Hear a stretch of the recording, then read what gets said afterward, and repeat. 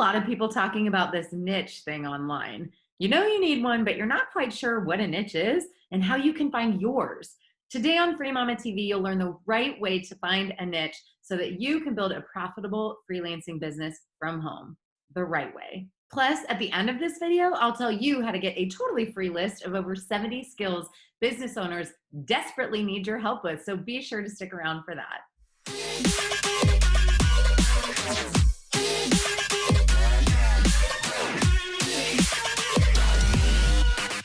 Hi, I'm Lauren Golden here with a new episode of Free Mama TV showing moms like you how to start and run a successful freelancing business from home.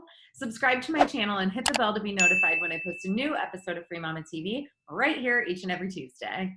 Before we do anything else, let's settle a debate. Niche or niche? Actually, no one cares. Both pronunciations are just fine, and getting hung up on stuff that doesn't matter isn't going to help you build a business. So pick one and go with it. Now that that's handled, let's talk about the stuff that is important, like what a niche is, how to figure out yours, and how to know from day one that you can be profitable. Ready to get started? First things first, drop me a comment down below and let me know if you've already chosen a niche and what it is. So if you're not quite sure what a niche is and why you need one, let's talk about that. Niche is just fancy entrepreneur speak for the thing you do or the community you serve, or a combination of the two. For example, if you do a lot of different kinds of work for clients in healthcare, you can say that healthcare is your niche. If you do bookkeeping for all kinds of business owners, then bookkeeping is your niche. And if you've really drilled down, then you might be able to say something like, I build Instagram accounts for realtors in the San Francisco Bay Area. So your niche could be the thing you do, the community you serve, or a combination of the two. Got it? Great. Now here's how not to pick your niche. Oh, hey, I want to write 400-word blog posts about birthday party ideas, and I'll market that service to everyone I meet. Nope. Unfortunately, that's what a lot of people do. And it's a big part of why some businesses never get off the ground. You're doing it backwards, and you're making it a lot harder to be successful. Don't start with, I want to sell blank to people. So what should you do instead? I'm so glad you asked. Let's say you really do want to write blog posts, and you're super into your birthday party ideas. You're passionate about that topic. Great. Let that passion and interest drive you to find a group of people you want to serve. Who's interested in blog posts about birthday party ideas? Well, that could be parents, but it could also be event planners. And if you can step away from the very strict parameters you've defined for yourself, those 400-word posts specifically about birthday party ideas, you're going to open a whole lot of doors. Let's say you let your interests drive you and you decide you'd really like to work with event planners. Now it's time to do some market research. Where do event planners hang out? What are they talking about? What do they struggle with? What's hard for them? What questions do they ask? Who is already selling to event planners? And what are those people selling? Let's try another example. Maybe you're passionate about mental health, so you might start thinking about therapists or counselors or outpatient programs or community center directors. Again, you'd start thinking about where these people go when they're looking for support. And you'd pay attention to what they're asking, what's hard for them, who is already selling to them, and what's an offer. One more example. Your passion is bookkeeping, and you know you'd like to work with online business owners who are turning a profit and looking for ways to grow. And then, all together now, think about where they go, the questions they ask, and so on. See? The idea is that you find a group of people you want to serve, and let your interests and knowledge guide you in making that choice. Then you do your research and figure out what those people need. What problem do they have that you can solve for them? And once you've done that, the next step is to solve that problem. Don't worry if other people are already selling the same solution.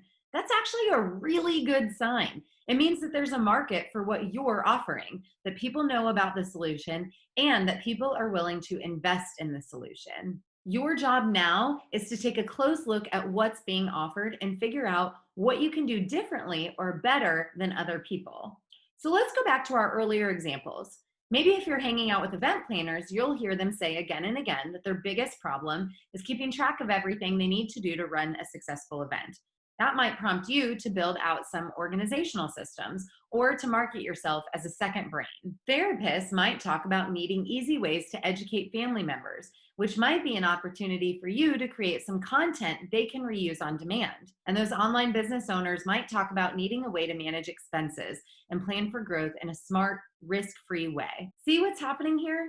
Instead of coming up with a random business idea and trying to sell it to a group of people, you're starting out by listening to what those people need and then offering them the exact solution they've been looking for. Which way do you think leads to a more successful business? Remember, the heart of a successful business is solving problems.